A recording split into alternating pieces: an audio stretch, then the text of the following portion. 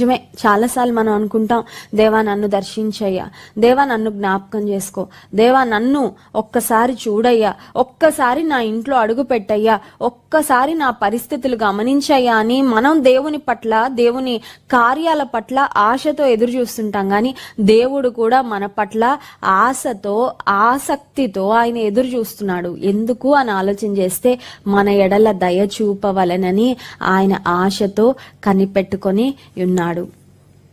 చూడండి, మనకి ఇష్టమైన వారు ఎవరైనా ఉంటే ఏదైనా దూరదేశం వెళ్లారనుకోండి, వాళ్ళు ఎప్పుడు చేరతారా, మళ్ళీ మాకెప్పుడు ఫోన్ చేస్తారా అని ఎదురు చూస్తూ ఉంటాం, అవునా కదా? మన ప్రియులైన వారిని మనం ఒకవేళ ఒక ఫ్లైట్ ఎక్కించినా మనం వెయిట్ చేస్తూ ఉంటాం, వాళ్ళు ఎప్పుడు ల్యాండ్ అవుతారు, మళ్ళీ మాకెప్పుడు ఫోన్ చేస్తారు, లేకపోతే మెసేజ్ ఎప్పుడు వస్తుందో, క్షేమంగా డెస్టినేషన్ కు రీచ్ అయ్యాము అని మనం ఎదురు చూస్తాం. ఇక యుద్ధంలో పనిచేసే సైనికులు, లేకపోతే యుద్ధానికి వెళ్తున్నాము, కొడుకు యుద్ధానికి వెళ్తున్నాడు, భర్త యుద్ధానికి వెళ్తున్నాడు అని తెలిస్తే కుటుంబీకులు కూడా చాలా ఆశగా ఎదురు చూస్తారు. వాళ్ళ క్షేమ సమాచారం ఎప్పుడు వస్తుందా, వాళ్ళ దగ్గర నుండి ఒక మంచి వార్త, నేను అంతా బానే ఉంది ఇక్కడ, ఐఎమ్ ఆల్ ఫైన్ అనే మెసేజ్ ఎప్పుడు వస్తుందా అని చాలా ఆశగా ఎదురు చూస్తారు. నేను అనుకుంటాను, దేవుడు కూడా అనుదినము మనం ఆయనతో ఎప్పుడు మాట్లాడతామా అని కూడా ఆయన ఎదురు చూస్తూ ఉంటాడు.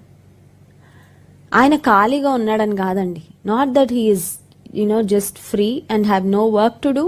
పని లేకుండా ఆయన ఖాళీగా ఉండి మనం ఆయనతో మాట్లాడతామని దేవుడు ఎదురు చూసేవాడు కాదు. కానీ ఆయనకు మన మీద ఎంత ప్రేమ అంటే, దేవుడు మనల్ని ఎంతగా ప్రేమిస్తున్నాడంటే, మనం ఎప్పుడు ఆయనతో మాట్లాడతామా, మనం ఎప్పుడు మోకాళ్ళు వేస్తామా, మనం ఎప్పుడు ఆయనతో సంభాషిస్తామా, మనం ఎప్పుడు ఆయనను స్తుతిస్తామా అని దేవుడు ఆశతో కనిపెట్టి ఎదురు చూస్తూ ఉంటాడు. కానీ చాలాసార్లు ద హోల్ డే దేవుడిచ్చిన 24 గంటలు మన కొరకు ఖర్చు పెట్టుకుంటాం, గాని ఒక్క 10 నిమిషాలు కూడా దేవుని కొరకు మనం వెచ్చించలేని స్థితిలో అంత బిజీ అయిపోతాం మనం. అందుకే కొంతమంది బిజీ అనే మాటకు ఒక డెఫినేషన్ ఇచ్చారండి. బిజీ అనే మాటకు ఒక డెఫినేషన్ ఇచ్చారు, BUSY, being under Satan's yoke అని. అపవాది కాడి కింద ఉండడం అంట బిజీ అంటే. నువ్వు దేని కొరకైనా బిజీ అని చెప్పు. కొంతమందికి అన్నం తినడానికి కూడా టైం ఉండదు, భోజనం చేయడానికి టైం ఉండదు. They say we are so busy.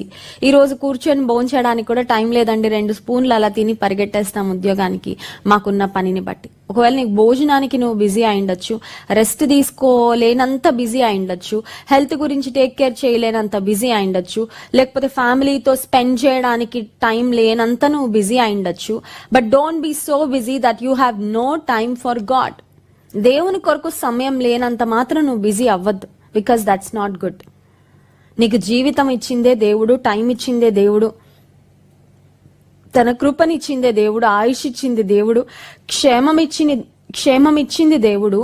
So ఆయన కొరకు నేను వెచ్చించడానికి, ఆయనతో సమయం గడపడానికి నాకు టైం లేదు అని మాత్రం ఎప్పుడు చెప్పద్దు. Don't be under Satan's yoke.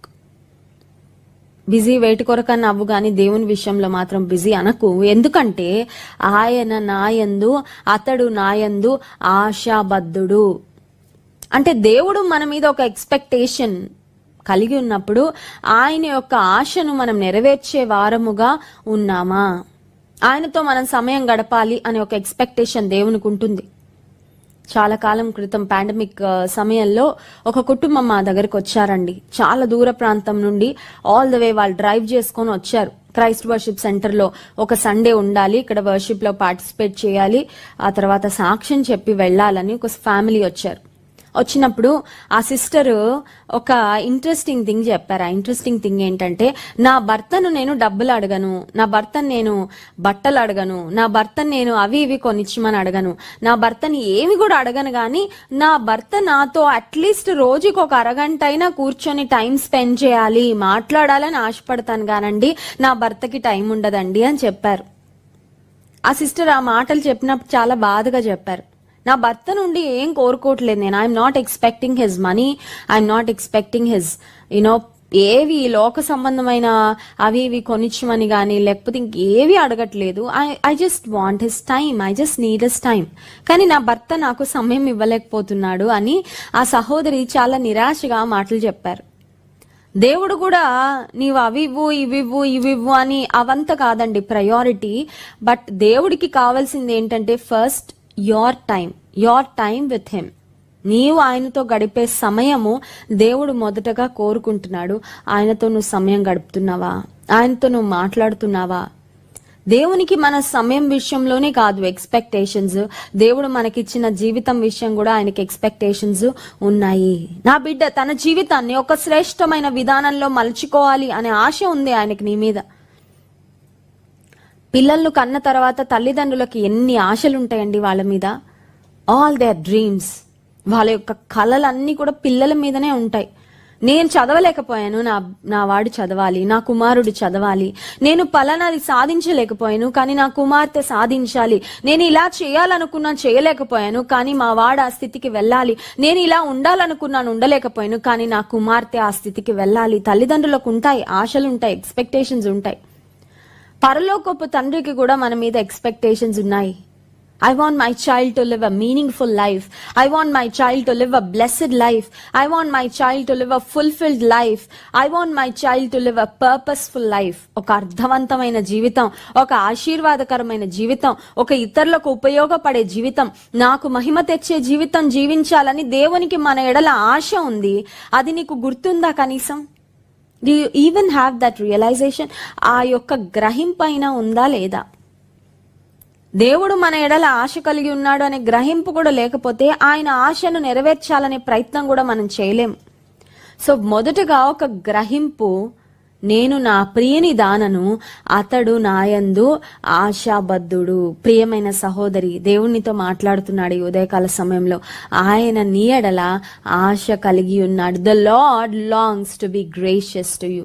The lord longs to show his compassion to you. The lord longs to do his wonderful and amazing things in your life. దేవుడు తన ఎడల తన యొక్క అమూల్యమైన ఘనమైన కార్యాలు నీ పట్ల చేయాలని ఆయన ఆశ కలిగి ఉన్నాడు. ఆయన ఎదురు చూస్తున్నాడు.